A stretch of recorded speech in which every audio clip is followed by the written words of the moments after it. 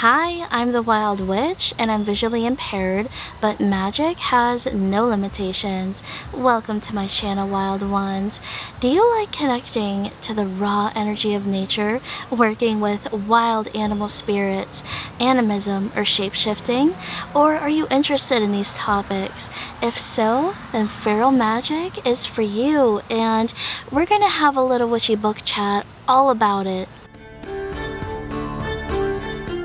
Feral Magick is an upcoming title by Weiser Books, and it's due out on July 7th, 2025. So if you want to get your little paws on your own copy, I made a pun, I like puns, but anyway, you can order it or pre-order it depending on when you're watching this video, and all the links are available to you down below in my description, so you can snag your own copy. But I want to be 100% transparent with you.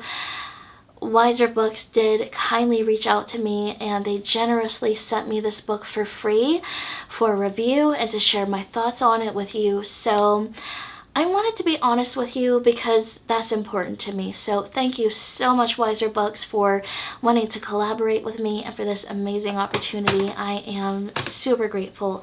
But anyway, let's dig right in. So in my opinion, this book is for beginner witches and adept witches as well, and advanced witches, wherever you are on your witchy spiritual journey. The reason I'm saying this, because in my opinion, it's always good to be open to new teachings or new way of looking at things, like from a different lens, a different perspective, a new way of doing things from different authors. Like, even though my practice is very nature-centric, right? I'm the Wild Witch. My practice focuses on wild witchcraft of nature witchery, green witchcraft.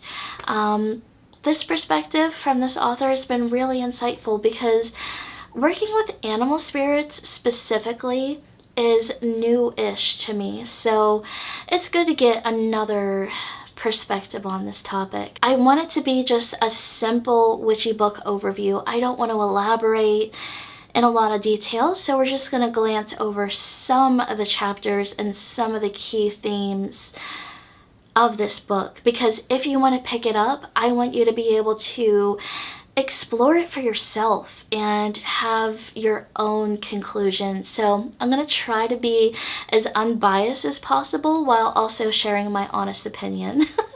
Let's talk about the cover. It is absolutely beautiful. I feel like it really visually captures the essence of feral witchcraft. So right from the start, the author, Denny Sargent, explains that as humans, we used to be really connected to nature, but over time, as we evolved, we really lost the lessons of the land, and they've been forgotten. And oh, that hurt my heart. This really posed a question for me. How can we reconnect and integrate with the natural world in modern times, right? Because like we have our cities, we moved so far away from nature, and a lot of us are feeling the call to return to it, you know, like with not just the New Age movement, but with a revival of paganism and witchcraft. So I took notes. There's a beautiful quote that he has about what Feral Magick is. It's on page 13, and I'm going to read it to you. To practice feral magic, you must be embodied in nature. You need to identify and embrace a sacred place in nature where you can step away from the civilized world in which you live and step into an environment suffused with wild magic. A sacred, green-filled place where you and the Earth Mother can connect, where you can commune with animal and plant spirits. I think that his description of feral magic fits really well, because when I think of feral, I think of like a feral animal. Let's take a feral cat, for example. They're wild, they're untamed, they're free. And I would like to know what you think. Let me know down below in the comments. But after that, he talks briefly about the genus loci and how connecting and developing a relationship with the genus loci, the spirit of place, can help you to connect with the natural world and to plant spirits, to animal spirits. to the energy of the land. He talks about them more in a later chapter. This book is separated into parts. We have part 1, discovering feral magic. So these are like the theories, the understanding, like the fundamental core concepts, and the author's opinion of what feral magic is. And then part 2 is feral magic practices. So putting what you've learned from the book into practice through experience, getting out there, getting into the field, so to speak, doing the thing. So this is through like exercises, rites, and rituals, connecting, shape-shifting, all that sort of thing. We're going to move ahead to chapter 3, which is all about sensing nature. So when you're out in the natural world, what are you seeing? I can't see that well, but I can still see. What are you hearing? What are you smelling? What are you feeling? What are you tasting? Like, in my opinion, feral magic is way more potent when you're aware of all your senses. You know, you're aware of your surroundings, you're aware of your body within nature and what you're experiencing.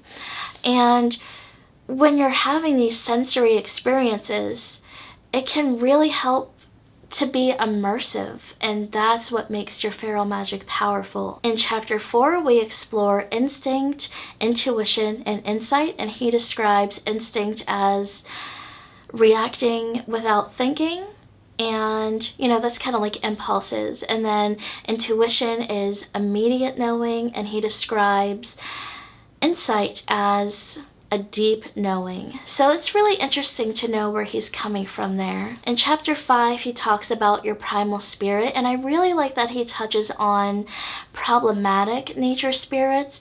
I don't necessarily, in my opinion, feel like these nature spirits are necessarily problematic. I think that they're greatly misunderstood, because as humanity, and I'm not saying all humans, but humanity as a species in general, we've really taken this beautiful planet for granted. We've really damaged and desecrated and disrespected this planet, and I can totally see, and it's valid, of why these nature spirits are upset, you know. So he mentions to just back away and move on, you know, and don't let them know that you're afraid. Don't show fear. And I would like to add to that to just be respectful, respect the land. He also mentions just because a benevolent nature spirit approaches you doesn't necessarily mean that you have to work with it, and I would definitely agree. I think that goes both ways. That's a working relationship. So that's definitely something to keep in mind. The 6th chapter is all about communing with your spirit kin animal, and he mentions that just because you have a favorite animal, a fondness for a certain type of animal, doesn't necessarily mean that it's going to be an animal spirit that's going to work with you. So he said that generally animal spirits will come to you. You usually don't choose them. And I could see where he's coming from with that, because they might come to you in dreams, in another way, through journey, trance, meditation. So I totally get his perspective there, because it's an experiential relationship. Now we're moving on to part 2 of the book, which is about feral magic practice, and Chapter 7 is about your ritual toolkit. So one of the first items he mentions is a spirit stone tablet, which is basically a stone altar. A stone, a nice flat stone to do your workings on. I really like that idea, and I think I'd like to get one of those for myself. He said it needs to be like nice and light, something that you can easily carry around with you. I personally use a tree like table. It's like a little wood slice table.